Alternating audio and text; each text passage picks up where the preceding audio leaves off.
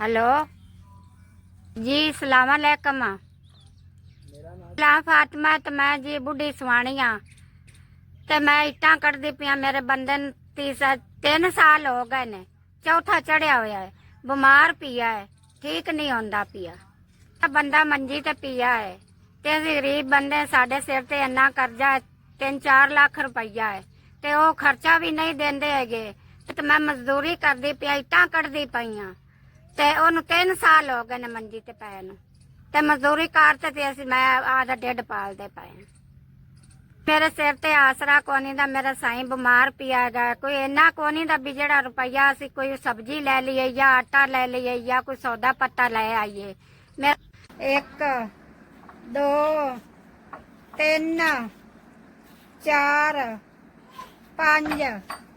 5 ਸਾਲ ਤੁਸੀਂ ਸਾਨੂੰ ਤਾਮਨ ਕੀਤਾ ਸੀ। ਪਿਆ ਜੀ ਮਿਹਰਬਾਨੀ, ਸਾਡੇ ਗਰੀਬਾਂ ਦੀ ਮਦਦ ਕੀਤੀ ਹੈ।